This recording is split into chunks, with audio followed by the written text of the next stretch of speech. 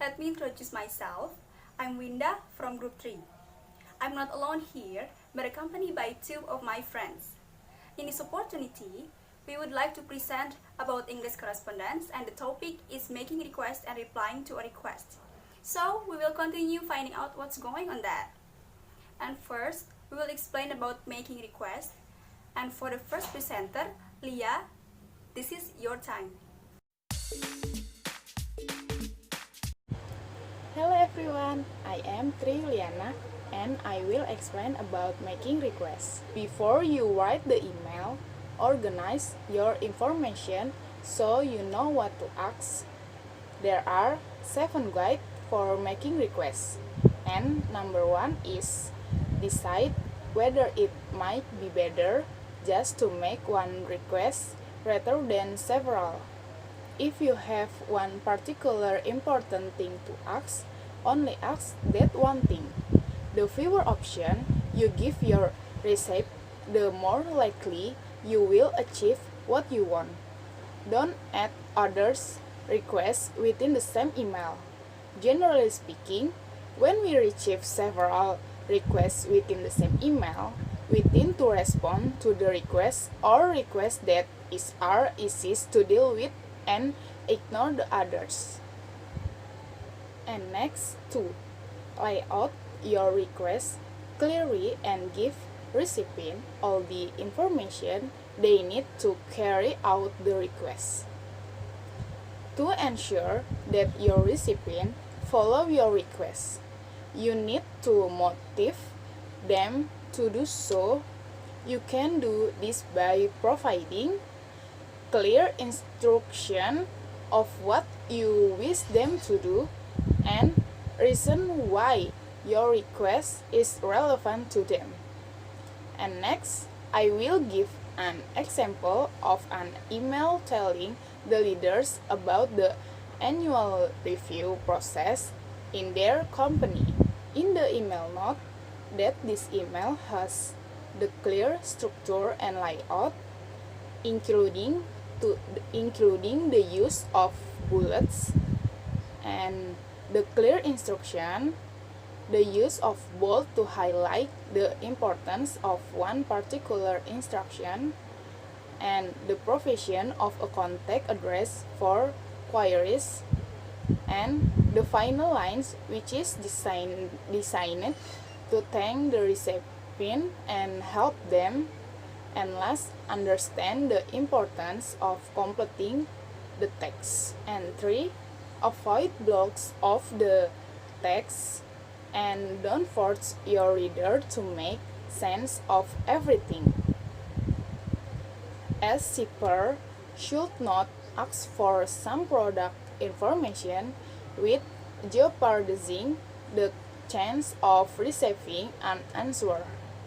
Don't write one long block of text containing a considerable amount of information that is of little or not interest to the recipient. The recipient only needs to know the exact detail of the sender request. An example like this: the sender directly states the exact details of the sender request. And next, 4. Make all your requests 100% clear. If you ask multiple questions within the same email, you need to lay out and structure your email very carefully. If you don't do this, you are unlikely to get answer to all your questions, but probably only to those questions that your recipient can see the most quickly or which require the least effort on their part. If you are making a request, ensure that you press it in such as way that your recipient will have no problem understanding it and will thus not need to ask for or look for clarification, and does not waste further time and respond to your request. hopefully with information you want. As always, think in terms of your recipient and not of yourself. Email could be like this. This version above alert the recipient that there are 3 requests to answer and underlines this by using numbered bullets. Clearly, this version would take more time to write, but the benefit is that the writer is more likely to get replies to all questions. When writing requests and instructions, particularly to multiple recipients, you also need to make it 100% who is expected to carry out which text. For example, what should the recipient understand from the following? It would be much better to write like this.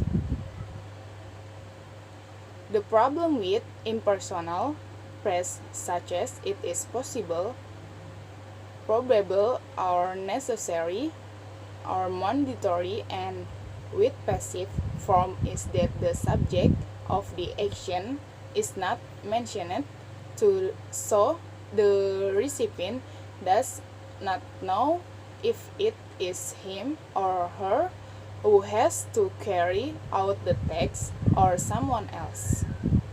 Next number will explain by Mutia Dwina. Mutia, this is your time. I'm Mutia, will explain the next number of making requests. 5. For multiple requests, include a mini summary at the end of the email. Many recipients only read the email once. This means that by the end of the email, they may have already forgotten any requests that were made at the beginning of the email. Thus, they may respond to only the requests that they remember or simply the ones that are easiest for them to deal with. There are some techniques that may help you to increase your chance of getting a reply. The technique are bracket each request with a number and put the word request in capital letter so it clearly stands out. 2. Provide a summary of all the requests at the end. Put the word summary in bold. Summary. First, meet next week morn client specification. 2. XYZ report by tomorrow lunch. And 3. ABC spreadsheet. I look forward to hearing from you. Generally speaking, you would only need to use one of two techniques, particularly if the email is responsible, short as in the example above, but if an email is long and requires scrolling by the recipient, then a summary at the end will certainly increase the chance of your recipient answering all your requests. 6. Give deadlines. You will increase your chance of people responding to your request if you give them a specific deadline. This is much more effective than saying, as soon as possible or at your earliest convenience, as these two press given no idea of the urgency of the sender. However, it pays to give recipients a responsible short deadline and not too many options. Chance that they will simply not remember to fulfill your request. Typical phrase you can use are, I need it within the next 2 days. 2. He wants it, but tomorrow morning at the latest. 3. I don't actually need it until next week. Tuesday would be fine. And 4. I need it sometime before the end of next week. Note how the words in italics are used in the context of deadlines. Within is to mention a period of time which is always indicated by a plural nouns. 2. By is to indicate a specific moment in the future which is the end point of a period of time.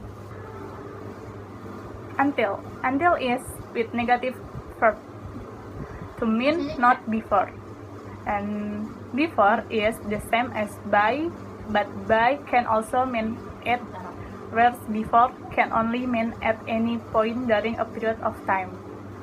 If you are the receiver of deadline, or if you simply wish to establish your own deadline, then you can use my similar phrase. For example, if someone writes to you saying could you refresh the section as soon as possible, you can say, I should be able to get the revision back to you by the end of this month or within the next 10 days. 2. I'm sorry, but I won't be able to start work on it until Monday or before next week at the earliest. 7.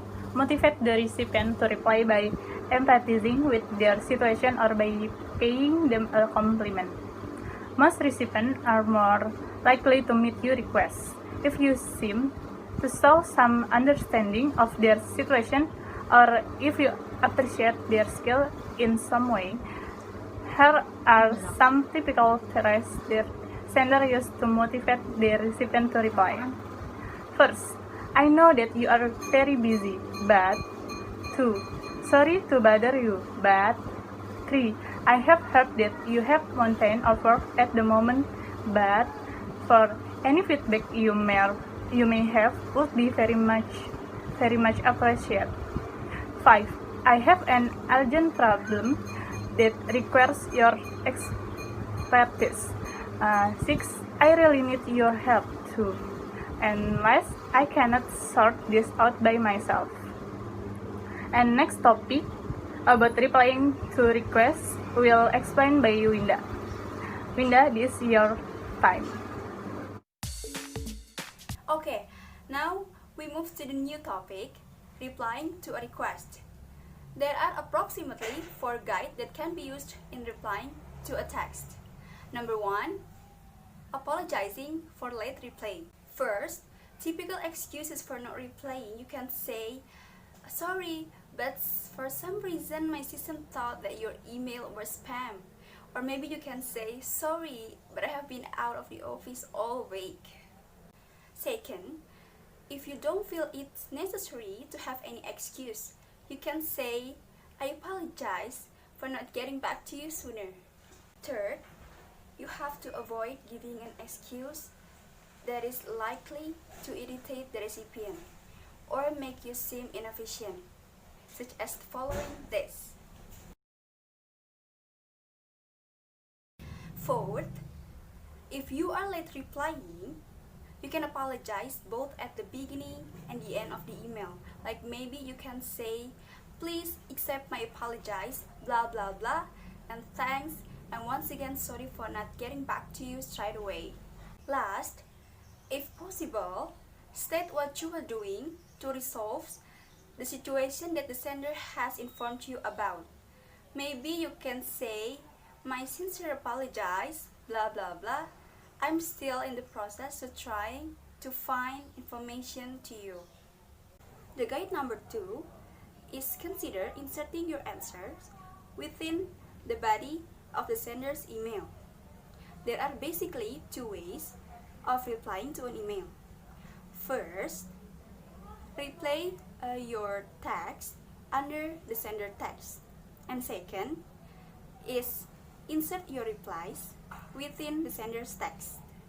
The advantages of the second version are that you can considerably reduce the amount of write and thus the number of potential mistakes, and then save yourself time in writing and the recipient time in reading, and then more likely to remember to answer all the requests.